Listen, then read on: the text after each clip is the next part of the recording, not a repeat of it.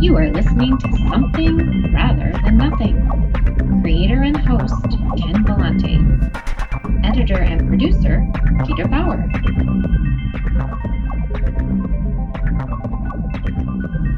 This is Ken Vellante with the Something Rather Than Nothing podcast. And for this episode, really excited to have Rachel Lally, who is in Dublin, Ireland. And I encountered her work with the podcast called 6 of One, Half a Dozen of the Other. And it's a really, really fun podcast she does with other artists in talking about thought experiments and philosophy. Really super stuff. But she does a lot. She's definitely a creator, works in theater, she's a singer, actress, thinker, philosopher, activist. Rachel, welcome to the podcast. Hi, Ken. Thanks so much for having me. Yeah, thanks for spending the time. The first question we ask, we try to go back to the beginning, is what were you like as a young child, as young Rachel? Young Rachel was probably very different to grown up Rachel. I was a chronically shy child, very, very quiet. I was a ferocious reader. I ate books. I used to go to the library, get loads of books and have them read at the end of that day. It used to drive my parents crazy because they'd buy me books and I'd have them finished half an hour later. And it was so expensive. I was not a very athletic or outdoorsy kid. I was very much a very feminine child. When I was very young, I refused to wear trousers or anything. I would only wear dresses. I think I just totally lived in this fantasy world where I was like a princess and I just daydreamed all day and was very imaginative. Always loved dressing up and stories. But much shyer than I am now. I was the kind of child that would kind of sit quietly and take everything in and listen and watch. Yeah, I find that, I asked that question and, over 40 episodes with the podcast. And I find it very interesting because most everybody I talk to, there's definitely an element where they kind of isolate themselves a little bit or kind of a little bit shy, or they create their own space to do their own thing. And it sounds like with some of the comments you mentioned, you just had just kind of a little more of a fantasy kind of imagination, as a young child. Would that be correct?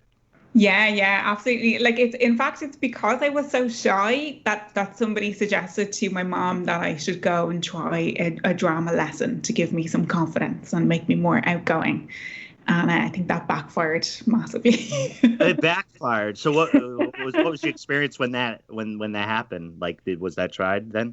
Oh yeah. So my mom brought me to a speech and drama class, and I absolutely loved it. So I got into theatre and drama at a really young age, and I just was really hungry for it. Just wanted to do more and more. So I grew up in Dublin, but we moved as a family out to the countryside when I was about 11 or 12 years old, into a really remote part of the Irish countryside, and then there was no drama classes and there were no dance classes and stuff. And I didn't know what I was going to do with myself. So my parents ended up having to drive me miles to go to drama lessons and youth theatre and stuff when I was that little bit older. So yeah, kind of backfired on them a little bit.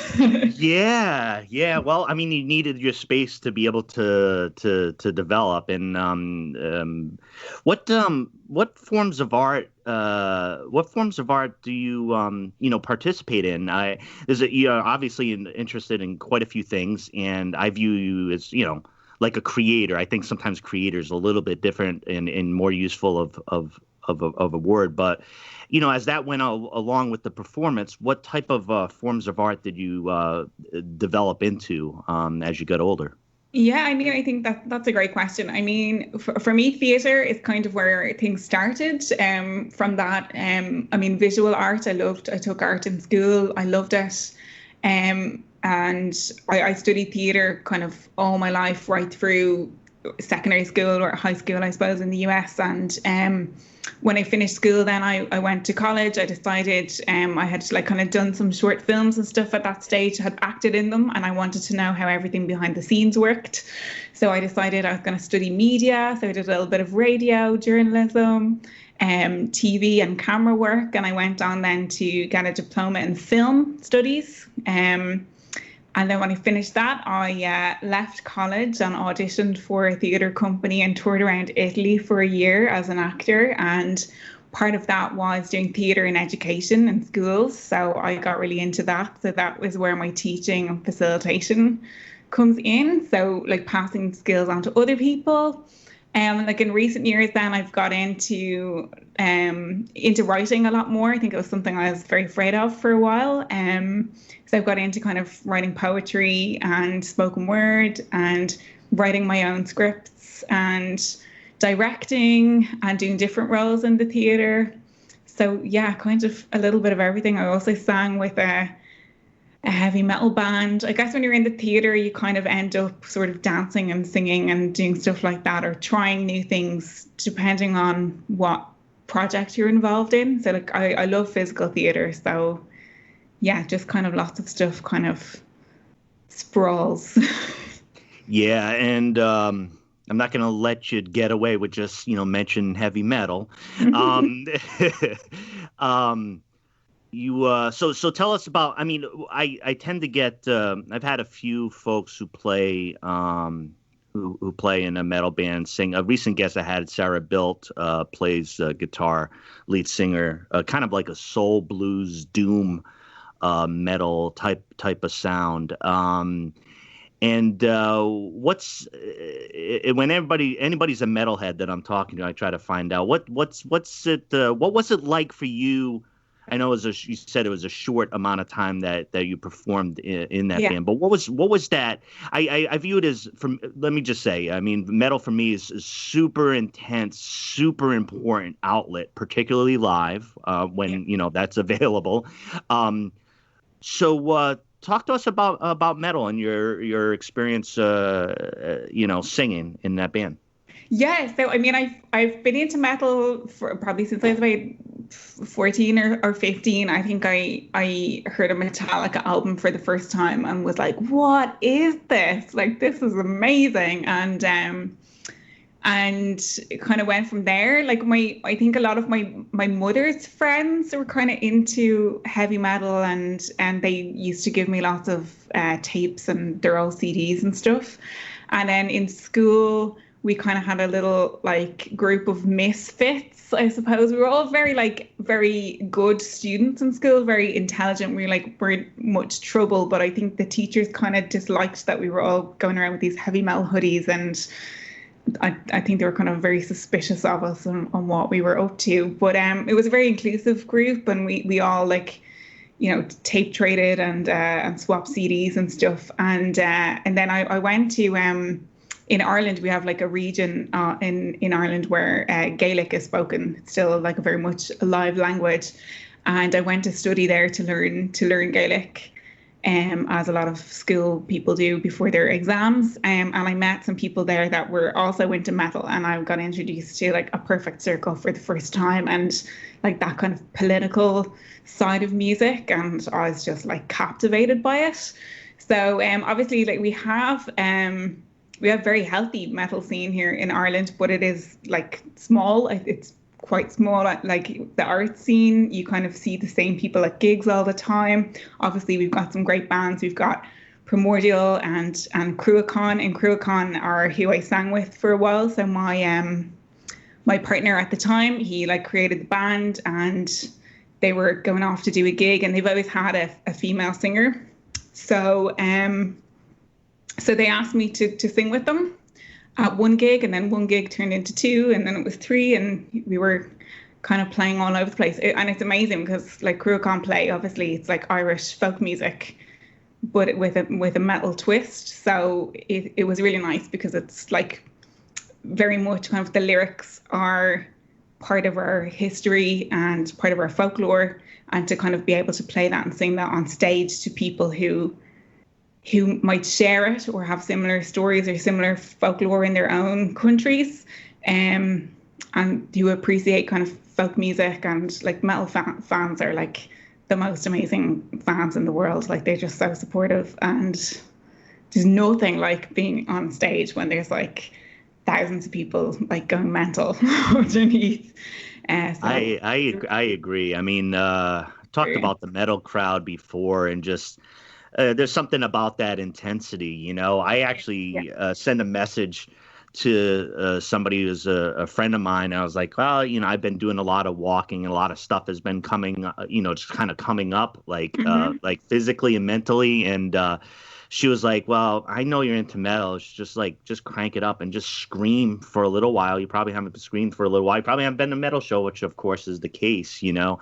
There's just that kind of like primal intensity that I imagine you tap into. I think it's interesting that you know, in with metal music, you're very much in touch with the dark side of things as well as the good and the happy and the bright. And there's a whole spectrum in metal. It goes from the deepest, darkest black metal to like glam and hair metal on a Saturday night when you're ready to have a good time. Do you know what I mean? Like it's fascinating for me, all the genres and all the places that it goes, you know. Yeah. Before we get into some other questions, I'm going to ask you one of the big questions that I'm really interested in your answer, Rachel. What is art? Ooh, that is a great question. And we're discussing that a lot at the moment in Ireland because of this whole COVID situation, and our government have given a lot of grants to businesses, but none to arts and culture specifically. Oh, no. Yeah, so there's a lot of conversations happening around what is art and what is specifically what is the value of art and what we contribute as artists to society. But I mean, art is in everything. You know, it's in the design of your house. It's in the cup that you hold. It's in the music that you listen to when you turn on the radio. It's in the way that somebody says something. You know, it helps us process, and it helps us derive meaning and beauty from things in life. So I think that's what it is for me. Yeah, no, I really appreciate that. That's well put. Well, so and now though, in connection to that, what's the role of art in a pandemic? Because I talk to guests, and some folks are, you know, there's pressures as a creator within the pandemic to create more things, or do I do things online, or do I just try to deal with the mental trauma of what's going on in the world right now? And, you know, can I create? So what's the role of art in a pandemic at present? I think the role of art in a pandemic is the same role that art has at any other time in life. Like it just helps you to process and to get meaning and beauty from your experiences in life. But I think in a pandemic situation, what's been thrown into the focus, it's really highlighted. First of all, like when there is nothing else to do, what do we turn to? We turn to books, we turn to listening to music, we listen to podcasts, we start making things, we start baking and painting and watching films and watching TV shows. So we're massively consuming art at the moment on a level that we maybe wouldn't have time for normally. And but at the same time, artists are struggling at a level that they've never struggled at before, because we don't have live performances, and our normal ways of connecting with people have changed. We're having to be, although I don't think anyone is better placed than artists to deal with the challenge of that. So like, I think many, many amazing things are going to come out of this from artists, but I suppose it throws into question what the value of art is, what people are prepared to pay for it, and how they value it in monetary terms. Yeah, I think I think the factor you bring up at the end of the marketplace, right? I mean, because I think there's different ways to approach this question. And one of the cool things, again, like when I came in contact with you and what you do with your podcast, we're the host of 6 of One, Half a Dozen of the Other, which is a really funny podcast, and I enjoy it. So I don't know, like, how did that come about? And I love the content because I noticed, like, I'm like, how does Rachel control these other guys? And it's like you gotta, it's so fun. And the interaction is really entertaining. But, I mean, how did it come about? I mean, because for me, it comes out of the pandemic because that's when you started. So why don't you tell us about your podcast? Yeah, so I'd be delighted to. It's been really fun for us. It basically came about, I'm an artist, a drama facilitator, and I'm like part of this amazing community in Dublin of artists and poets. So on the podcast, we have myself, the poet Jeff, Emmett O'Brien, who's an incredible spoken word artist, and Greg Clifford, who is an artist, like a multidisciplinary artist and singer-songwriter. And we're all good friends. We're very different, I suppose. And we would be used to kind of seeing each other all the time at gigs and events, and like every week, normally before COVID, we would be at one of our gigs, and we'd see each other and always support each other, or have groups that meet to write or to work on different things, or like perform at the same festivals and that kind of stuff. So all of that suddenly stopped, and we're kind of sitting at home, and we were all calling each other quite a bit, and like, oh, what do you, like you mentioned earlier, this kind of tremendous pressure as an artist to like use the time to create something incredible. And we heard all these stories about, Shakespeare writing a whole play in the quarantine, and there just felt like there was a tremendous pressure to kind of produce work. So I think one of the things I really like about our friendship is how different we are, and how much we debate with each other. So we'd often, like, obviously as artists, I think you're kind of thrown into like the political arena a lot, and we're very opinionated, and like your art reflects that, like it reflects your position in society and your beliefs. And ours can be very different sometimes. And we argue and we debate, and we disagree, which is important, and we learn from each other. And then it can get very heated sometimes, but at the end of the day, we can go, okay, that was a great discussion. Like, would you like a beer? So I just thought, like, having these philosophical questions or thought experiments and putting them to this group of friends, who have such different positions and different views and different backgrounds and stuff, to debate them on a podcast. I didn't know if it would work, but I kind of felt like it would.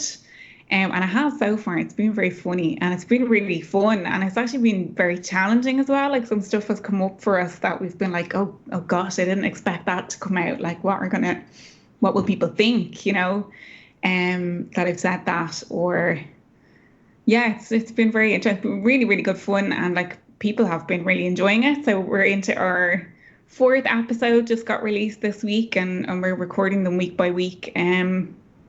So hopefully it will continue. I think it will. Well, and you're all a bunch of smart asses, which makes it a lot of fun. Yeah, well, we're Irish artists, so yeah. I know when we're thinking about this program, and I'm like king smart ass, and like sometimes get into that. I was like, man, I'm not going to try to duplicate what they're doing because they got that brew already put together. It's so snappy. It's so snappy. Like you have to be on it because like everyone is so sharp. Everyone's so sharp, and the guys are great fun, and they're so funny as well. Like everyone just comes out with stuff that is completely, or like we start with a question and then we end up talking about something completely different by the end of it. We go off on these tangents, but we let that. I think that's part of it.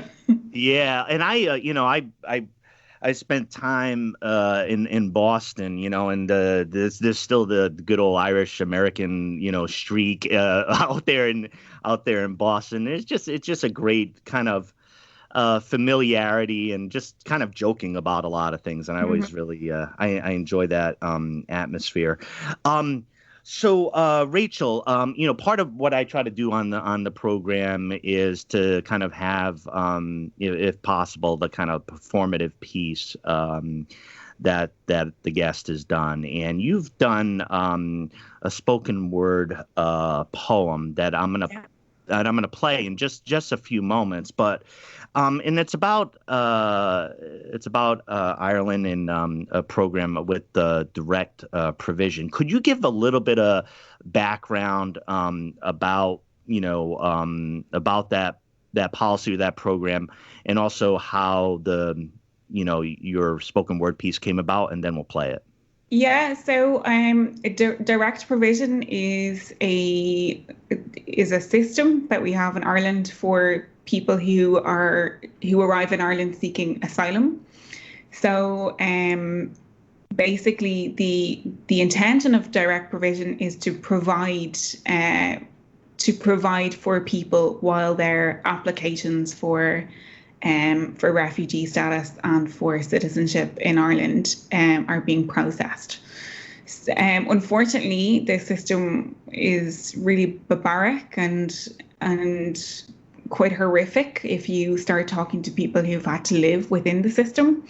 So how I personally got to know about it is because the theatre company, Cruachan Theatre Company and Kildare Youth Theatre that I worked with in Kildare, our premises was very close to a direct provision centre in Kildare in Ireland. And so we were in contact with people who lived in the direct provision system. So it often means that there are families or groups of 8 people, or sometimes more, sometimes less, sharing a room the size of a hotel room. And that's a hotel room in Ireland, not the size of a motel room in the US, so smaller again, with no privacy, with no facilities. They're not allowed to cook for themselves. The amount of money they have to live on each week is quite low. It has improved slightly, but it could improve more. Children are allowed to go to school, but after high school, if you want to study, it can be quite difficult in terms of like paying fees and traveling. A lot of these centres are in very remote places in Ireland. It's very hard for people who are living there to integrate, obviously, because they don't have the money to just go out and get coffee or make friends or do any of those things. It's a really horrible system, and I think it's really shameful. It's so embarrassing and shameful for me as an Irish person to know that this is going on in my country, and that children are growing up in this kind of regime, in this system that really like dehumanizes them and doesn't serve to let people reach their potential. And I just don't understand why we can't process people's applications faster and give them more dignity. And there is kind of there are a lot of Irish people who are not aware of the direct provision system, and there's a lot of myths that people believe that that asylum seekers coming into the country get free houses and they get free cars and they get free buggies for their babies and they get free this, that and the other, and they don't understand that the reality is very, very different, and that these people are often very depressed because they can't work, they can't cook, they have no control over their own lives.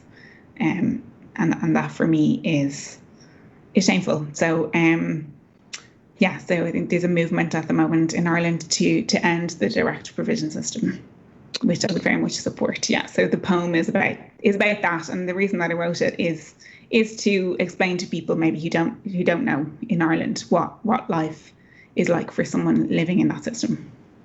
Yeah, thank you, Rachel. Thanks for that background too. I just want to make sure all listeners, get a sense of it. And like you said, a lot of folks over there by you in Ireland aren't particularly familiar with it, which obviously allows mistruths to fester, and we know that process, right? I'm sure they do. And I think as well, like another point is, like, I think as well in Ireland, and I'm sure in other countries as well, we're very good at saying, like, oh, look at the US and the way people are treated in the US and the way they treat immigrants and in other countries, and we're doing great, but they don't look at what is actually happening here, and that it is as bad, if not worse. Do you know what I mean? That we have to start with ourselves.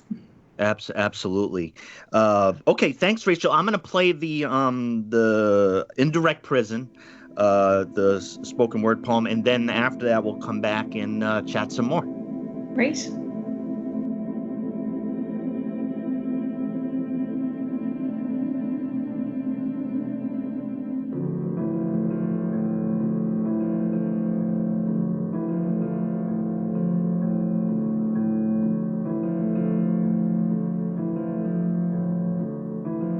Refusing Russian rebels was never an option. Accepting meant conscription, certain death, refusal, execution. So there weren't any options left.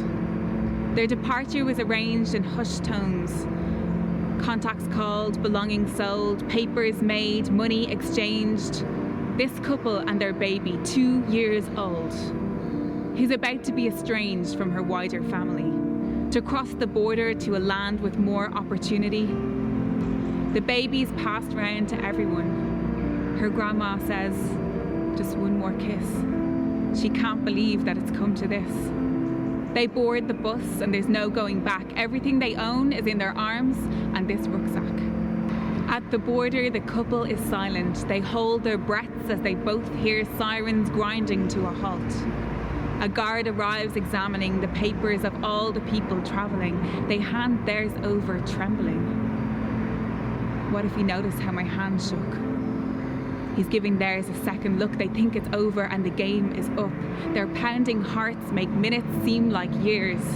The guard takes their papers and disappears. They wait, and it's no fun. Unable to move, unable to run. They shift uneasily in 36 degrees with no breeze, and after an hour or two they need to pee, but the only toilet on the border is flooded over with cigarettes and contraband left in desperate acts of desperation by people like them. A few hours more and they're full of dread. Why is the guard not back yet? This is a reminder that these are the lucky ones who have the money to run on this trip that they're taking. Not like the working classes hiding in freight trains fraught with danger, or lying in the boot of a car, or 10 families deep in a shipping container with children medicated and screaming, or locked for days in industrial freezers. Or boats jam-packed with women and children that hit waves and capsize, killing dozens too sick to swim and tired, leaving their loved ones traumatized as they reach for bodies, falling further and further out of reach into the darkness beneath, into oblivion. Yeah, they're glad that that's not them. All these families fleeing right-wing ideologies, subjected to regimes of fear and persecution, countries where they are considered less than human, tortured, broken, forced, and at the wrong end of a mine or a shotgun. So when the guard again makes an appearance, their hearts soar with cautious relief and reassurance. He hands them back their passport in a hurry and he wishes them a pleasant journey. On our soil, Irish soil, they land safely with her, exhausted, dehydrated and starving. You'd think we'd remember the legacy of our famine. They open their mouths and together plead asylum. But for them, This is not the end. This is just the beginning, because now they must endure the purgatory that is direct provision. You see, to me, direct provision sounds like something you might like to see. A direct train to those in need, full of comfort and provisions, trying to heal what hurt can be healed after what just happened. Direct provision centres are the Magdalene laundries of our generation, where we keep those we'd rather not deal with in endless incarceration. No man, woman or child can develop or thrive inside the four walls of a hotel room, day in, day out, with nothing to do. Remember their 2-year-old baby? Imagine she's 6 now, and she has a brother, and they live in the same hotel room since then with their father and mother, and they go to school, but not the parties they're invited to. Mom and Dad are sick of saying no. They're resourceful, but there's only so far 3880 will go. Their room door can't be locked for health and safety. In 6 years, she doesn't understand the word privacy. Mom and Dad can't own a fridge, and they can't work. And the bathroom's shared, so even when you shower, there's a knock.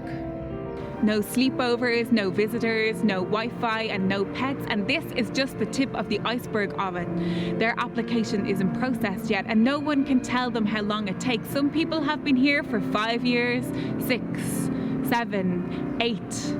It goes on, and the worst part, her mother tells me, is the boredom. I just want a reason to get up in the morning. I've tried everything. I'm useful. I've tried teaching Russian for free and volunteering. I want to study. I just want to integrate. And I don't know what to say.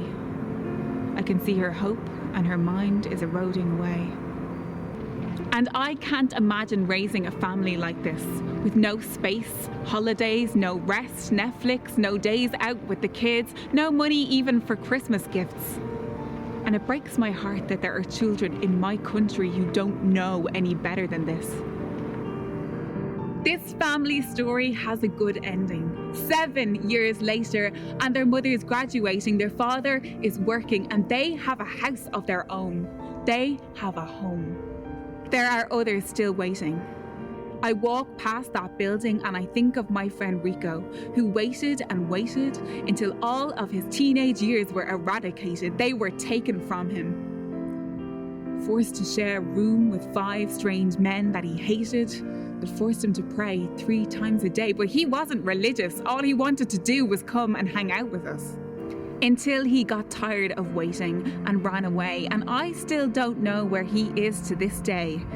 The last I heard, he paid for fake papers and went to London, and I can't say I goddamn blame him. Or Happy, who's the same age as me and in the same hotel room. She grew up, fell in love, and had a son. Or the old man who got sick because his medication belonged in a fridge and he didn't have one. So next time you see Trump's cages on the front pages and children sobbing and you, like me, feel sick, remember, we are not doing much better than this. And ask the TDs and ministers why it takes so long to process applications in a country that is this goddamn small, and why are private companies running private lives and making it profitable. It's time we put an end to children growing up in prison. And it's time we called it that instead of direct provision.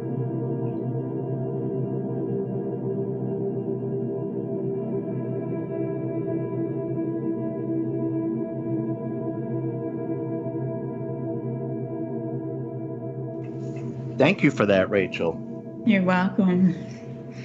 Yeah, I wish it didn't have to be written, but there you go. Right. One of the things that stuck out to me, even particularly at the end there, is that kind of pernicious, private companies coming in. We have a system within the United States, within some aspects of privatization within the prison system. In the U.S., it's the highest per capita incarceration rate in the history of the world. And, there's a lot of private, hands in that, which, really makes the situation a lot worse because as you and I know, they can really achieve their profits by what they don't do, even though they're contracted to provide those services. So it seems to me that must create a really pernicious effect as you see it. Yeah, like I said, there's a lot of people who are not aware of that situation here, and they're not aware of the companies and the other franchises or the other enterprises that they run, and how we are maybe supporting them inadvertently by using their services elsewhere.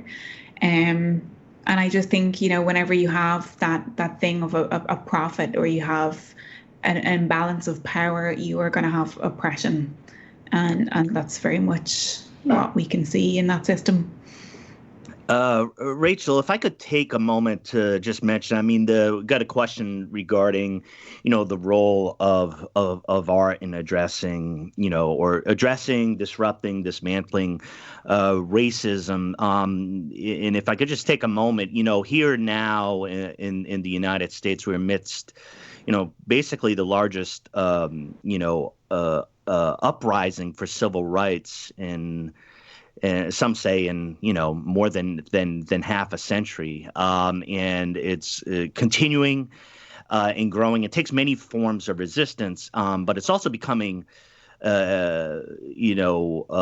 extremely politically divisive and violent. I live in the state Oregon, where it's very how shall I put it, just very loose around, ability to, carry, arms and rifles. And so it's, almost at points armed conflict with, kind of the right wing, Trump type of thinking, fascism. And so it's a really tense time. And I find that there's so much that is changing. There's been some, results in challenging the role of police, who have basically, been able to murder or injure African American people in this country for quite some time.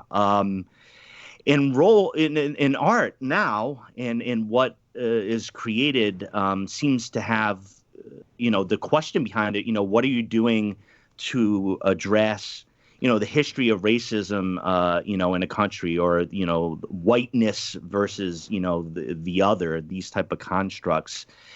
You live, you live in Ireland, and you're an artist. What do you feel, what's going on there, and what do you feel the role of art is in, addressing these historical injustices?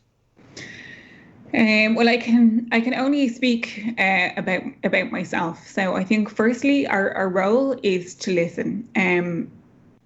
Our role is to make space for other people to tell their stories and to share their experiences, and for that space to happen. And that's the major priority at the moment here.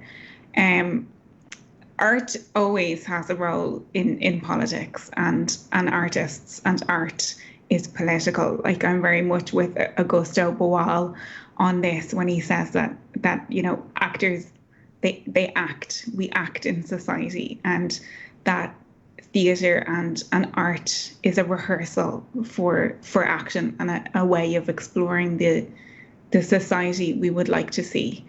And through art, we can have conversations, generate discussions, give voice to the voiceless. And I think this is why theatre and spoken word are so close to my heart, is because anybody can get up anywhere to do theatre and to perform poetry and to speak and to share that with the public. We don't need stages, and that's very much the conversation at the moment with COVID, is that we don't need the physical space. It's lovely to have that, and it's lovely to have the theatres, but the thing about theatre is that anyone can make it. It's for everybody. It's democratized, and that anyone can get up and speak and have the space to share their story and their experience, and that our role as artists is to facilitate that and to provide that. And And then the other, like in a wider perspective, as artists, we can question. Engaging in art gives us lots of skills, like empathy, like listening, like being aware, like critically thinking, about looking at different structures, about examining history and power and all of those things. So Rachel, one of the big questions I ask is why do you create? And that's the question. But really, in the context, I know we talked about COVID, we talked about within the role of art in addressing racism, and I know that's kind of shaken up the question of why to create, how much should I be creating, or what's the role of art? But you ever ask that fundamental question of why do you create, and do you feel compelled to create as an artist? I create because I can't not create. I honestly don't know how to stop. It's the way I make sense of things. It's what brings me joy. It gives me purpose. I just have to be working on something, whatever it is.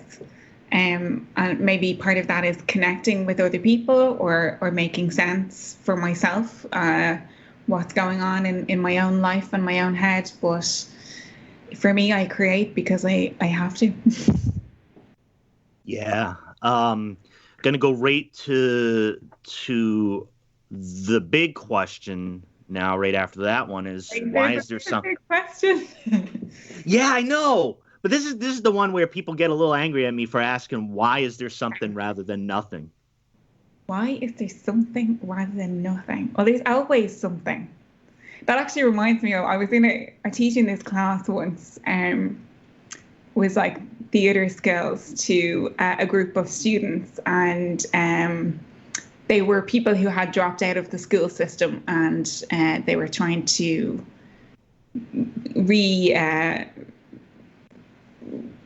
sort of get some kind of education and be introduced to the education system again, and encouraged to pass exams. And they were very resistant to theatre. I think a lot of it came from a lot of insecurities or a feeling that maybe theatre was something elitist that didn't belong to them, or that their voices didn't have a place to be heard. But anyway, I went into them one day and nothing was working, and they said they didn't want to do anything. I was like, okay, let's do nothing. And I was like, no, you're not doing nothing. You're moving and you're talking and suddenly I was like, there's lots of stuff happening, but it's definitely not nothing. So I don't think you can have nothing. Yeah, and I appreciate that too. And even the question itself, at least scientists or those more empirically driven point to the question is even more properly stated as, how is there something rather than nothing? Yeah, I always like that big one, and particularly as applied to art in the active. I probably think that nothing is impossible. So Rachel, how can I got the listeners here? I want to do a couple things here at the end. Is can you let folks know how to connect to all your to your creations? I know you do a lot of different work. Can you lead folks along those lines? And also, at the end, we have a piece of music from one of your co-collaborators on your podcast, 6 of one, half a dozen the other, Greg Clifford. If you could just kind of tell us, maybe briefly just about the rest of the gang that's on the podcast, and particularly Greg, and we'll go out with that track. Yeah, absolutely. So I think the best way for people to connect with me is probably through Instagram. So it's Rachel Lally 4. That's RACHELLALLY, all the L's and just the number 4. And I share a lot of what I'm up to on a daily basis, and in terms of my artistic work on Instagram. And you can find other details of social media and stuff there. And the podcast is 6 of one, half a dozen of the other, and it's on all good podcasting platforms. But I recommend you follow us on YouTube, because we do record video every week, and I have been editing them and stuff and adding little funny graphics and things. So it is kind of worth watching it on YouTube if you can sit down with a cup of tea or a beer and join us there. And on the podcast, it's myself, the poet Jeff, Emmett O'Brien, and Greg Clifford, and you'll find all of their social media details underneath our videos on YouTube as well. And then the track that we're going to play now is one of Greg's tracks, and you can find him on Spotify.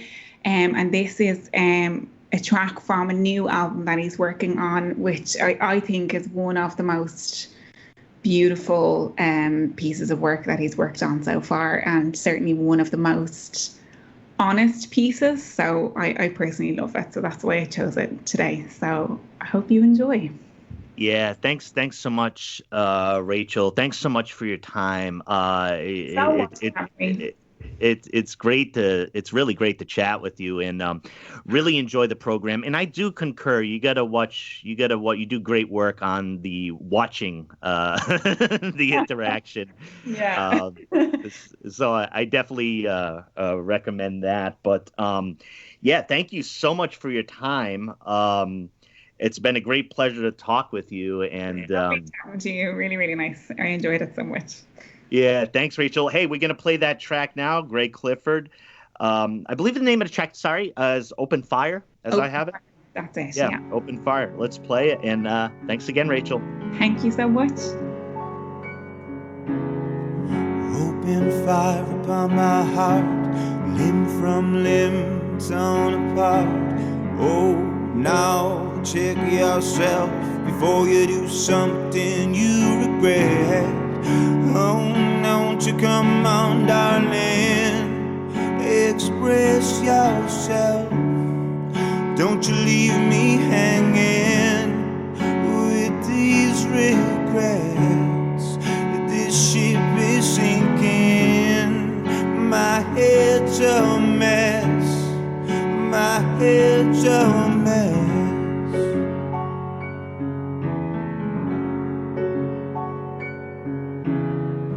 Patterns form, acquiesce, chasm growing, we digress. Sweet, sweet serenity constantly eluded me. Won't you come on, darling, express yourself.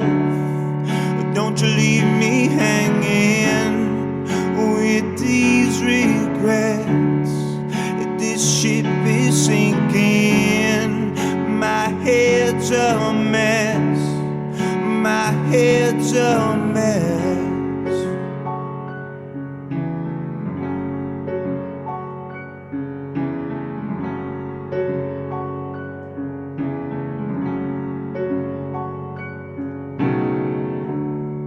Won't you come on, darling, express yourself.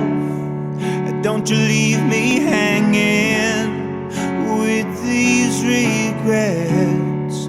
This ship is sinking, my head's a mess, my head's a mess.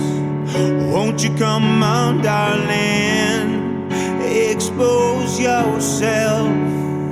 Don't you leave me hanging on when you've been with someone else.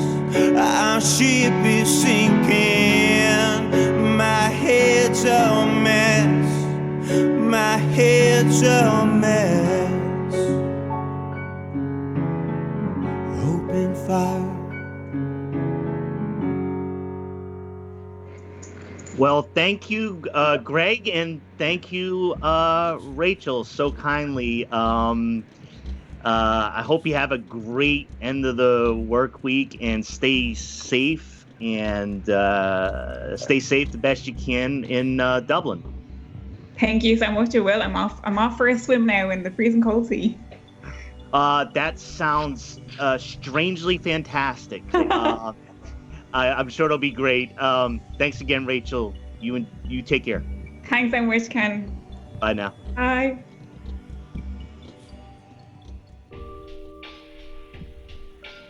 This is Ken Vellante.